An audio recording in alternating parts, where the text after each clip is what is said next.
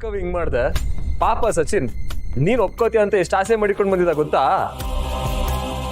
ಅಲ್ಲ ಕಣವಿ, ಇಷ್ಟು ದಿವಸ ಪ್ರೀತಿ ಮಾಡಿ ಈಗ ಮದ್ವೆ ಹಾಕಿಲ್ಲ ಅಂತ ಹೇಳ್ತಿದ್ಯಲ್ಲ, ನಿನ್ಗೆ ಸರಿನಾ?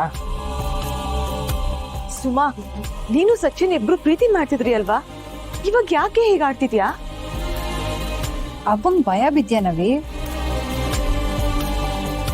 ಸುಮಾ, ಪಿರುತಿನ ತಿರಸ್ಕಾರ ಮಾಡಿದ್ರೆ ಎಷ್ಟ್ ನೋವಾಯ್ತಂತ ಗೊತ್ತೇನವಿ?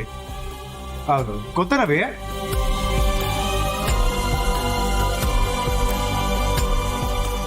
ಗೌಂತ ಮಾತಾಡೋದು ಭಯ ಇದ್ದಿದ್ರೆ ನಾನು ಮಾತಾಡ್ತಿದ್ದಲ್ಲ ಸುಮಾ.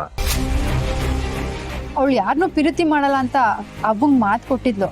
ಅದು ಅಲ್ಲದೆ ಸ್ವಾಮಿಗಳು ಶಾಸ್ತ್ರದ ಪ್ರಕಾರ ಮದ್ವೆ ಆಗ್ಲಿಲ್ಲ ಅಂತಂದ್ರೆ ಮುಂದೆ ಮಕ್ಳನ್ನ ಕಳ್ಕೊಬೇಕಾಯ್ತದೆ ಅಂತ ಹೇಳಿದ್ರು. ನಂಗೂ ಯಾಕೋ ಸುಮ್ಮನ್ ನಿರ್ಧಾರನೇ ಸರಿ ಅನ್ಸ್ತಾ ಇದೆ. ನೀನೇನಕ್ಕ ಹೀಗೆ ಹೇಳ್ತಿದ್ಯಾ? ಎಲ್ಲದಕ್ಕೂ ಒಂದ್ ಪರಿಹಾರ ಅಂತ ಇದ್ದೇ ಇರುತ್ತೆ ಅಲ್ವಾ? ಹಾಗಂತ ಮನ್ಸಿಲ್ದದವ್ರನ್ನ ಮದ್ವೆ ಮಾಡ್ಕೊಳಕ್ಕಾಗತ್ತಾ? ನೋಡ್ನವಿ, ನಾನ್ ಹೇಳಿದೆ ನನ್ಗೆ ವಾಪಸ್ ಹೇಳ್ತಿದ್ಯಾ? ಇನ್ನೇನ್ ಮತ್ತೆ, ನಮ್ಮಪ್ಪ ನನ್ಗೆ ಇಷ್ಟ ಇಲ್ದವ್ರ ಮದ್ವೆ ಮಾಡುವಾಗ ನೀನ್ ನನ್ಗೆ ಇದನ್ನೇ ತಾನೇ ಹೇಳಿದ್ದು. ನನ್ಗೊಂದ್ ನ್ಯಾಯ, ಸುಮಗೊಂದ್ ನ್ಯಾಯನಾ? ಸುಮಾ, ನಿಂಗೆ ಭಯ ಇದ್ರೆ ನನ್ನ ಜೊತೆ ಬಾ. ನಾನು ಈಗಲೇ ಪುಟ್ಟವಂತವ ನಿಂದು ಮತ್ತೆ ಸಚಿನ್ ಹೆಸರು ಮಾತಾಡ್ತೀನಿ. ಸಚಿನ್ ಸ್ಯಾನೆ ಒಳ್ಳೆ ಹುಡ್ಗ, ಸುಮನ್ ಮ್ಯಾಗ ಜೀವನೇ ಮಾಡಿಕೊಂಡವನೆ. ಇಲ್ಲ, ಆ ಸ್ವಾಮಿಯಿಂದಲೇ ಆಗಿದ್ದು. ಅವ್ರ ಬಗ್ಗೆ ಹಂಗೆಲ್ಲ ಮಾತಾಡ್ಬಿಡ ಕಣ್ಲಾ. ಮೊದ್ಲೇ ಅವ್ರ ಪವಾಡ ಪುಡ್ಸ್ರು, ಬಾಯಿಗೆ ಬಿದ್ದೋಗೋದು. ಅಯ್ಯೋ, ತಪ್ಪಾಯ್ತು ಬಾಬಾ. ಸುಮಾ, ಪ್ರೀತಿ ಮಾಡ್ಬಾರ್ದು ಕಣೆ. ಮಾಡದ್ಮೇಲೆ ಯಾರಿಗೂ ಹೆದರ್ಬಾರ್ದು. ನೀನ್ ಪ್ರೀತಿಸಿರೋ ಹುಡ್ಗನ್ ಜೊತೆ ನಿನ್ ಮದ್ವೆ ಆಗತ್ತೆ. ಅಲ್ಲಿವರೆಗೂ ನಾನು ನಿಮ್ ಬಾಬಾ ನಿನ್ ಜೊತೆಗೆ ಇರ್ತೀವಿ. ನಾನು ಬೇರೆ, ಇವ್ರು ಬೇರೆ. ಸುಮಾ, ನಾನು ನಿನ್ನ ಜೊತೆ ಇವನಿ.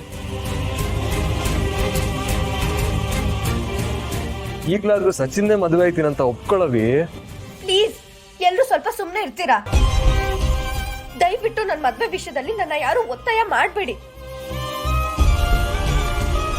ನಾನು ಅವಂಗ್ ಮಾತು ಕೊಟ್ಟಿದ್ದೀನಿ, ಆ ಮಾತಿನ ಪ್ರಕಾರನೇ ನಡ್ಕೋತೀನಿ. ಹಾಗಲ್ಲ ಸುಮಾ, ಪ್ಲೀಸ್ ಅಕ್ಕ, ನಾನು ಆಗ್ಲೇ ನನ್ನ ಮನ್ಸಿಂದ ಎಲ್ಲ ತೆಗ್ದು ಹಾಕಿದ್ದೀನಿ. ಆ ವಿಷಯದಲ್ಲಿ ಮತ್ತೆ ಮಾತ್ಬೇಡ. ಸುಮಾ, ಅಲ್ಲ ಏನು ಏನಿದು ಎಲ್ಲ ಗುಂಪು ಕಟ್ಕೊಂಡು ಮಾತಾಡ್ತಿದ್ದೀರಿ? ಅದು ದೇವಸ್ಥಾನದಾಗೆ ಪ್ರಸಾದ ತುಂಬಾ ಚಂದಾಗಿತ್ತಲ್ಲ, ಅದಕ್ಕೆ ಇನ್ನೊಂದ್ಕಿತ್ತ ಹೋಗಿ ತಗೊಳಮ್ಮ ಅಂತ. ಯಾವಾಗ ಮಾಡಿದ್ರು ಬರೀ ತಿನ್ನದೇ ಯೋಚನೆ ಅಲ್ವೇ?